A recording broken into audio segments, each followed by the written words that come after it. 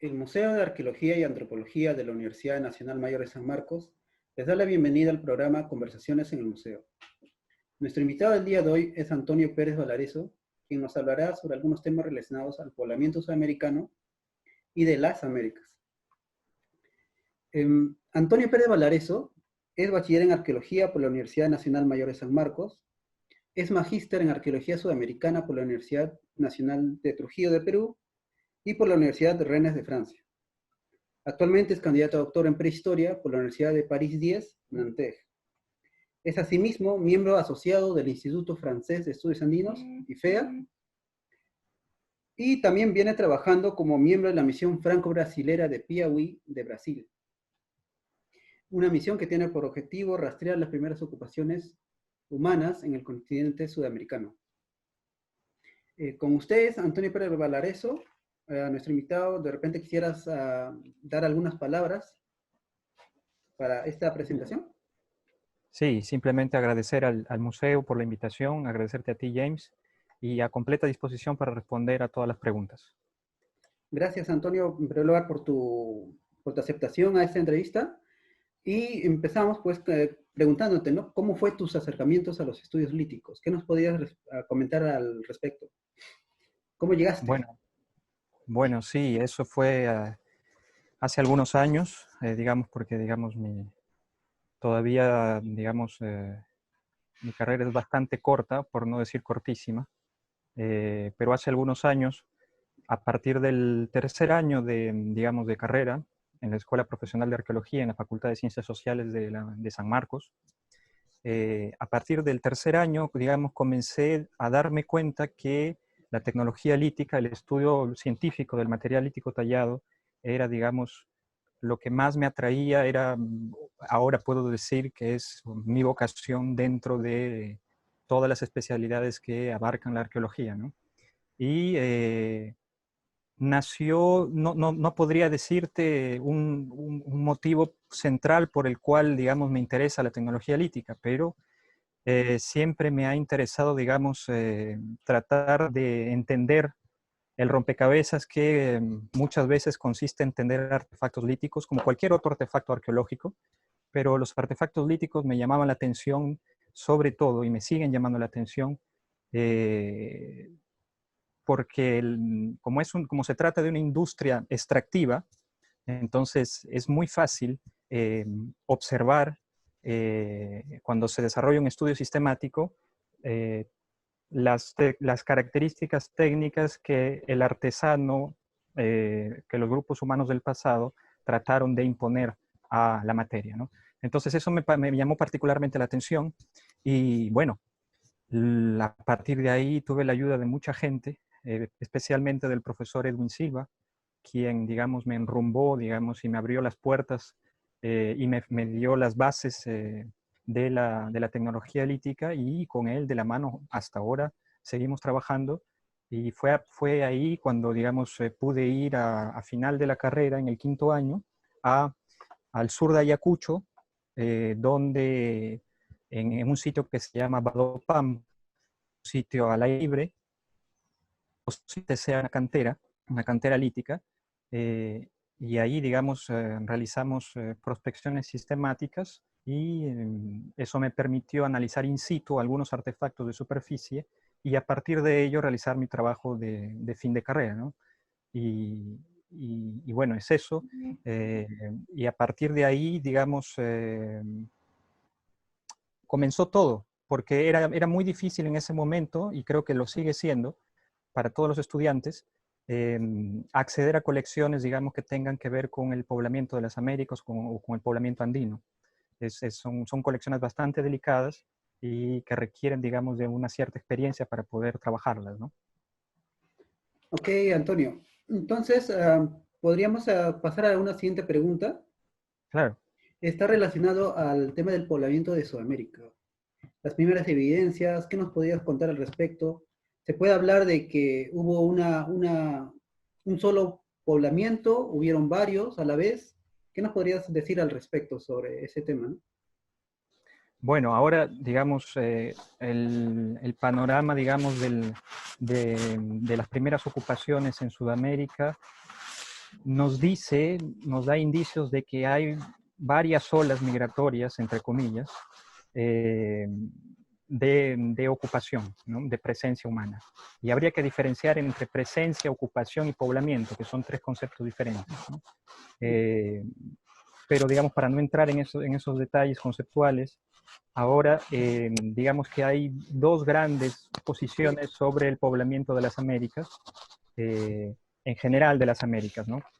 La primera, digamos, es un poblamiento temprano, ¿sí? Y la otra que es el poblamiento tardío. El poblamiento temprano señala que las primeras ocupaciones se realizaron alrededor de los 50.000 años o incluso más antes del presente, en lo que se conoce como el estadio isotópico número 3, entre 59.000 y 27.000 años, grosso modo.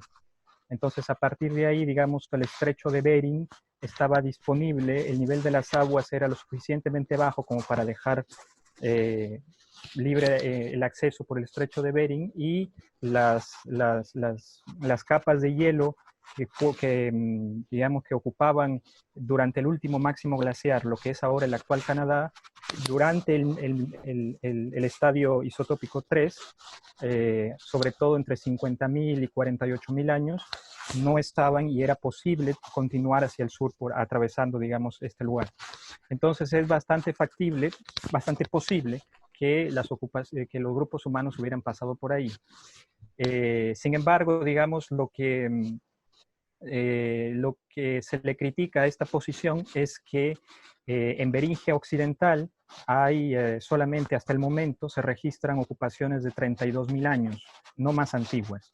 Entonces, bueno, se dice que como no existen más antiguas, eh, hasta no encontrarlas, digamos, sería muy difícil pensar en un poblamiento temprano. Por el otro lado, el poblamiento tardío señala que la fecha específicamente para Sudamérica sería alrededor de 14.500 años, no más. Bueno, entonces, digamos, hay un poblamiento tardío mucho más conservador y un poblamiento temprano que no se podría decir contrario, no conservador, sino que tiene evidencias sólidas que también apoyan esta hipótesis, este modelo, ¿sí? Es justamente, digamos, nuestra misión a la que pertenezco hace 2 años, pero que viene trabajando desde 2005 en Piauí, en el nordeste de Brasil. Es la misión franco-brasilera dirigida por el doctor Eric Boeda. Esta misión, digamos, tiene como principal objetivo, digamos, investigar y confirmar la presencia durante el Pleistoceno final de grupos humanos en el nordeste de Brasil. Digo confirmar porque antes de esta misión estaba la doctora Niet Guidon y su equipo también, franco-brasilero, que dirigía una misión y que, bueno, sus resultados fueron bastante criticados y bastante polémicos, y que encendió durante los años 80 y 90 el debate sobre el poblamiento. Entonces, a partir de la misión franco-brasilera, de nuestra misión actual, nosotros tenemos un registro arqueológico que está compuesto por 9 sitios que datan del Pleistoceno final y del Holoceno también, entre 41.000 años y 7.500 años antes del presente. 9 sitios comprendidos entre estas fechas y más de 50 horizontes arqueológicos, ¿sí? Y bueno, ahí la gran parte del material que nosotros estudiamos y que recuperamos de los contextos arqueológicos es el material lítico, sobre todo, digamos, artefactos unifaciales y algunos bifaciales sobre guijarros de cuarzo y de cuarcita, aunque también hay un poco de sílex, ¿no? Pero de muy baja calidad. Entonces, tenemos, digamos, desde hace más de 12 años, un corpus bastante sólido de evidencia en el nordeste de Brasil que nos permite a nosotros apoyar el poblamiento temprano. Pero no somos los únicos en Sudamérica, ¿sí?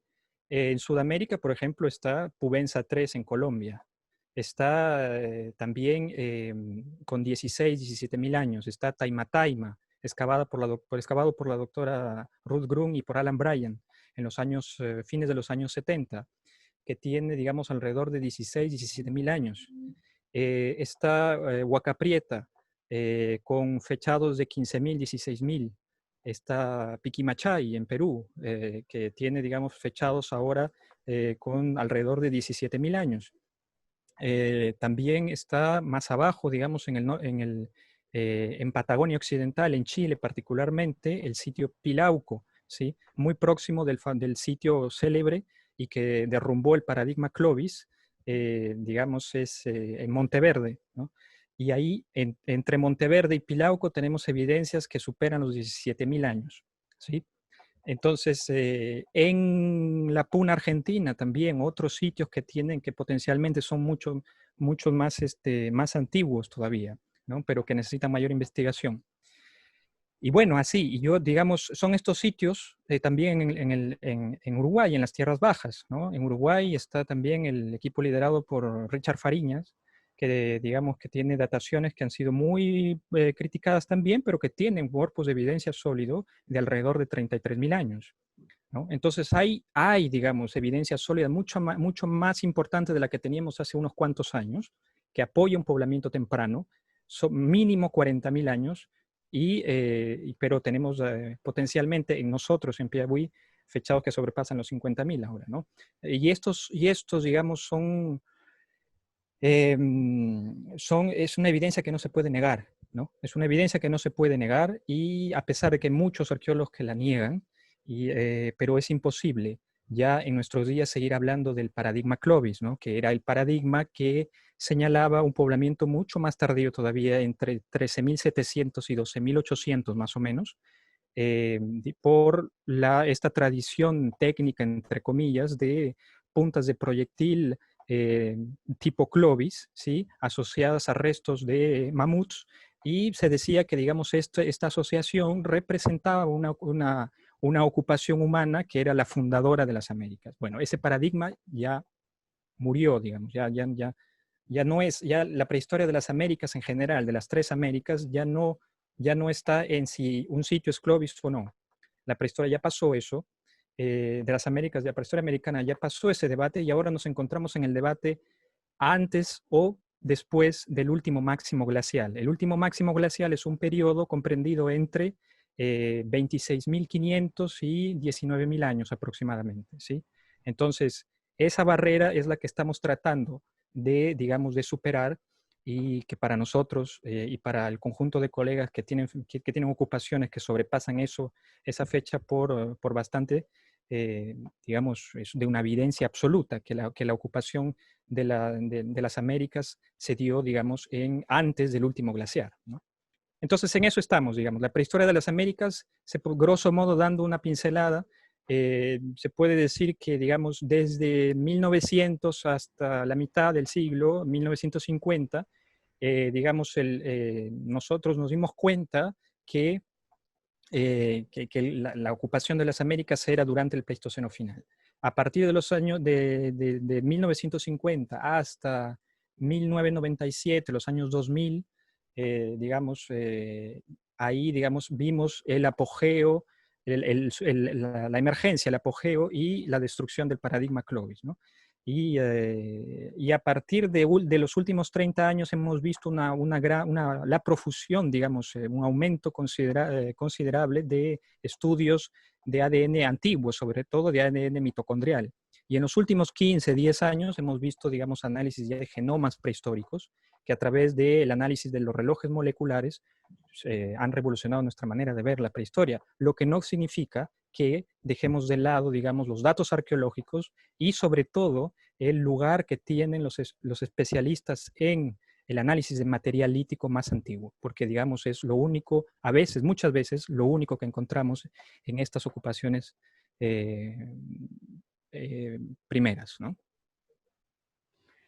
Correcto, Antonio. Y bueno, de repente nos podrías también comentar algo respecto a tus investigaciones como parte de tu tesis doctoral. ¿Qué tipo de enfoque estás usando? De repente alguna aproximación que nos pueda dar en esta entrevista.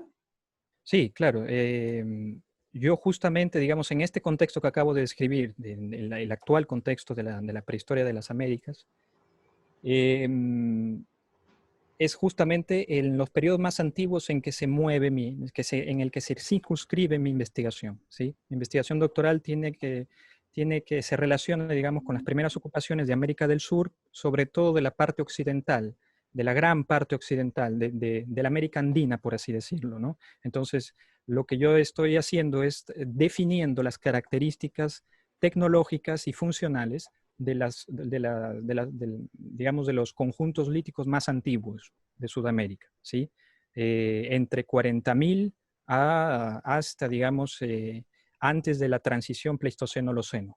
Entonces ahí yo tengo un conjunto de colecciones que ronda, digamos, o ahora son 10, pero próximamente se van a añadir más colecciones y están repartidas por toda la América Andina. Venezuela, Colombia, en Perú, en Argentina y en Chile, ¿no? Entonces, potencialmente se podría incluir algunas colecciones de Brasil, ¿no? Pero eso se tiene que, digamos, justificar de algún modo para hacer ese análisis comparativo. Pero en esta, digamos, en esta área de estudio, digamos, que es enorme, que es inmensa, lo que, digamos, estoy tratando de hacer es analizar con un grado de detalle bastante fino estas industrias líticas que han sido bastante criticadas y que muchas veces la gran parte de ellas provienen de excavaciones de los años 70, de los años 80, y que se encuentran resguardadas en museos de cada país, ¿no? Entonces, la idea, digamos, es antes de alguna interpretación mucho más elaborada del tipo tradiciones técnicas, lo que necesitamos hacer es, digamos, evaluar el potencial informativo de estas colecciones para saber si hay alteraciones tafonómicas o no, evaluar la historia, digamos, de las propias colecciones, ver el registro contextual, si están asociadas a otros artefactos y a partir de ello, digamos, obtener la mayor cantidad de información a nivel tecnológico y a nivel funcional. Ahora, desde el punto de vista tecnológico, digamos, hay tres enfoques, grosso modo, muy rápidamente, digamos, en el análisis del material lítico. Está la tipología, está la tecnología y está la traciología.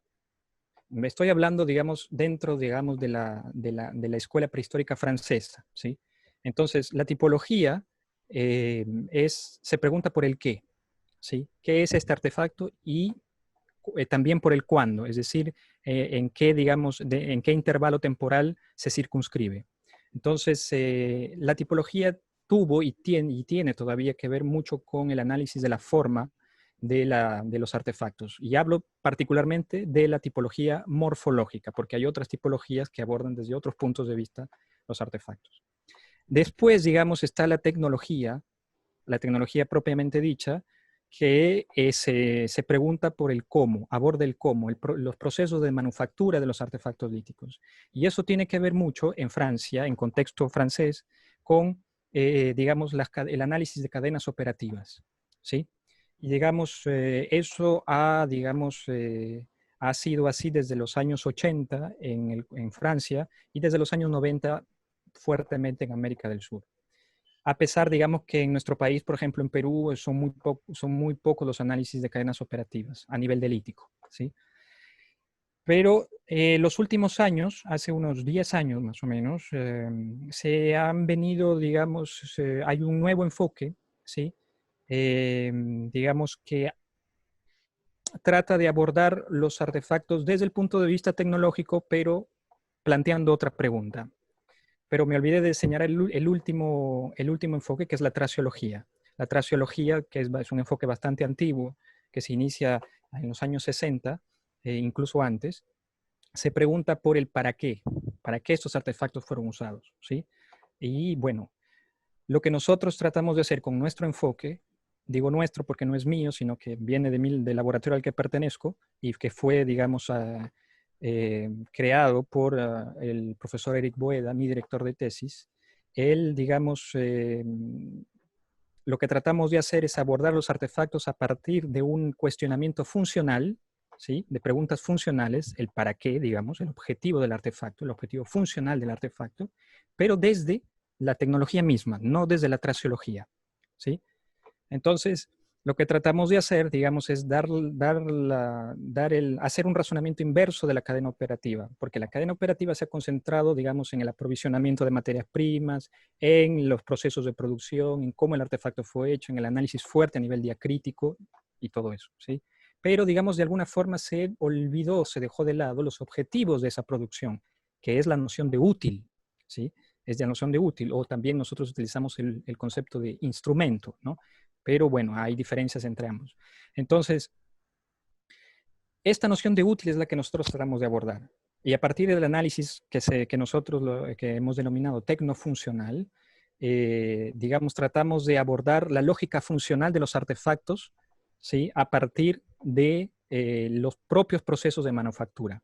Para decirlo, digamos, muy claramente, todo artefacto, desde un cuchillo de cocina hasta un cuchillo prehistórico, ¿sí? Del Paleolítico Inferior Europeo, comparten ciertos universales técnicos. ¿Cuáles son?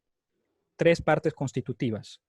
Una parte transformativa, una parte transmisora de la energía y una parte prehensiva, en contacto directo con la mano o con el mango, ¿sí? Y entonces lo que tratamos de abordar es, digamos, es de tratar de identificar estas tres partes en todos los artefactos líticos, ¿sí? ¿Por qué? Porque eso nos permite plantear hipótesis funcionales, que son potencialidades funcionales de la estructura misma del artefacto, y que luego estas hipótesis se van a confirmar con o no, eventualmente con la traciología. Entonces, lo que aplicamos nosotros la traciología, pero a posteriori, ¿sí? Una vez que hemos analizado la estructura misma del artefacto, identificando estas tres partes. Porque sin ello, sin antes comprender la estructura de los artefactos, no tendría sentido la traciología. La traciología nos dice el gesto, el movimiento y, digamos, eventualmente la materia trabajada, ¿sí? Pero no nos dice el ángulo del bisel, no nos dice la forma del bisel, la geometría del bisel. Y eso es particularmente importante porque tiene mucho que ver con tradiciones culturales, tradiciones tecnoculturales y formas de hacer que tienen que ver con experiencia de los artesanos, ¿sí? Entonces, digamos, es un análisis mucho más concentrado en la función, en el objetivo mismo de hacer un artefacto, porque no hay que olvidar que, digamos, un útil, hablamos de útil justamente porque integramos la noción de función. Si no nos preguntamos por la función, ¿cómo podríamos hablar de útil? ¿Entiendes? Entonces, digamos, grosso modo, esa es la idea. Y es un análisis nuevo que, digamos, que no ha sido aplicado todavía en nuestro país. En otras partes de Sudamérica sí, en Brasil sobre todo, pero también en las tierras bajas de Uruguay y en Argentina, digamos, ¿no? Entonces, la idea, digamos, es reevaluar las colecciones que están custodiadas en los museos, algunas que han sido ya estudiadas, otras que no, a partir de este nuevo enfoque. Y a partir de ello, en futuras investigaciones, digamos, construir una base para que futuras investigaciones puedan crear, puedan observar patrones tecnológicos y a partir de ello abordar, digamos, movimientos poblacionales, ¿no? Digamos, esa es la idea básicamente. Perfecto. Interesante lo que nos acabas de comentar sobre estos nuevos enfoques que se vienen desarrollando en el análisis del material lítico. Y bueno, quisiéramos también que nos puedas comentar de repente cómo tú llegarías o cómo ves el panorama de la arqueología peruana en este periodo a los siguientes años, ¿no? Desde tu punto de vista. Sí, bueno, yo no me considero para nada un experto, ni mucho menos alguien que, digamos, que se podría denominar especialista, pero, digamos, creo que también los jóvenes tenemos algo, alguna voz un pequeño granito de arena digamos, que aportar con respecto a la reflexión de nuestra realidad y sobre todo en estos tiempos. Y bueno, yo sobre todo te podría señalar este análisis a partir, digamos, de la realidad de la investigación del poblamiento temprano, el poblamiento andino en Perú, ¿no? Digamos, yo estoy aquí, estoy en Francia porque estuve obligado a salir para poder formarme desde una perspectiva tecnológica porque no habían cursos especializados digamos, en la currícula universitaria, ¿no?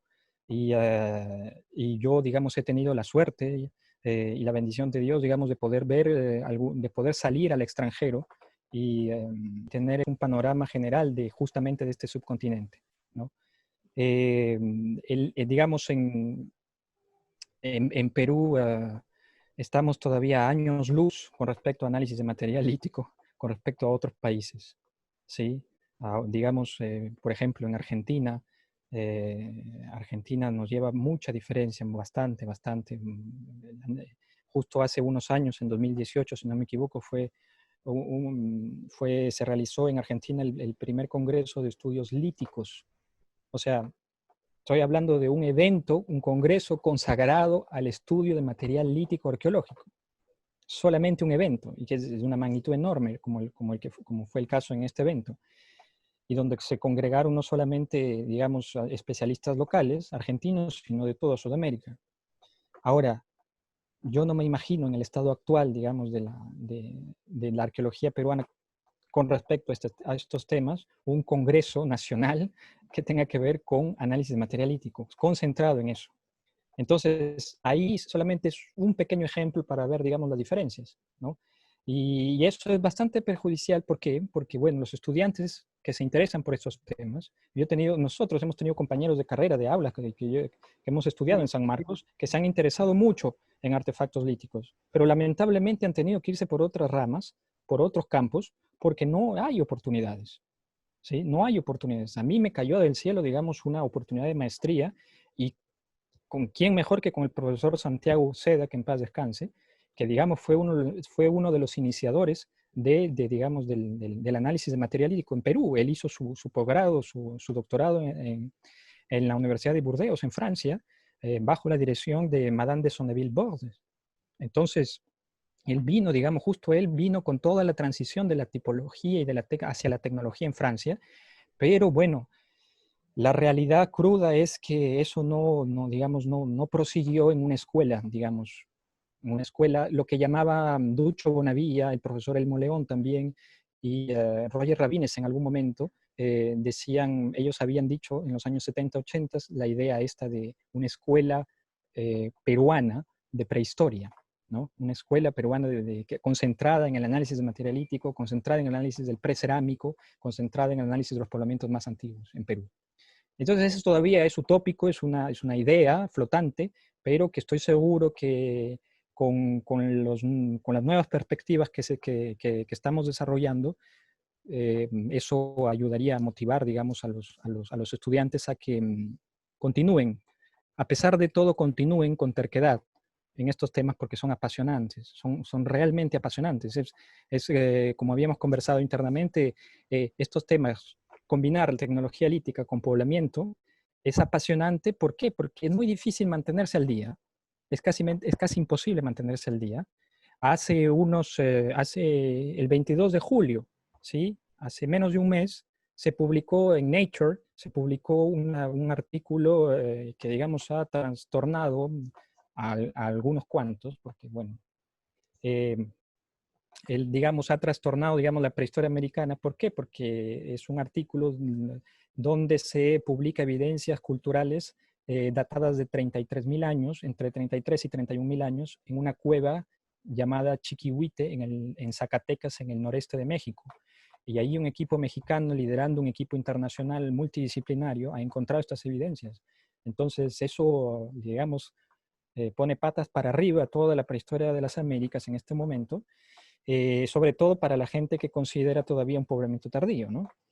Y eso así, y cada semana hay nuevas evidencias, cada semana yo recibo notificaciones de publicaciones que salen, ¿no? Y entonces, y nosotros también, por parte de nuestra misión, estamos preparando una batería de publicaciones que también van a potencialmente trastornar también la prehistoria de las Américas, ¿no?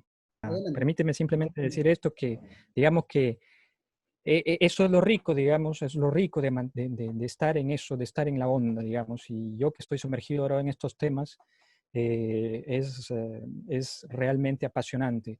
Es lo que decía la doctora Daniela Vallée, eh, eh, la prehistoria de las Américas es irritante, pero ella lo decía en el sentido, digamos, que siempre hay esta competición por lo primero, qué arqueólogo tiene lo primero, ¿no? ¿Quién tiene las evidencias más antiguas? Y es irritante, evidentemente, porque es muy difícil con esta perspectiva de lo primero integrar lo segundo o lo tercero o lo último, ¿sí?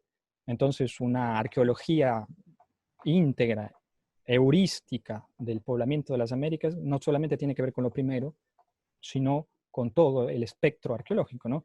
Pero a pesar de que muchos especialistas señalan, digamos que el rompecabezas ya está prácticamente armado, digamos, con respecto al poblamiento de las Américas, es para nada el caso, por lo menos es nuestra posición desde los que defendemos, amparados en evidencia sólida, un poblamiento temprano, ¿no? Entonces hay mucho por hacer, sabemos algunas cosas, pero el horizonte es infinito todavía.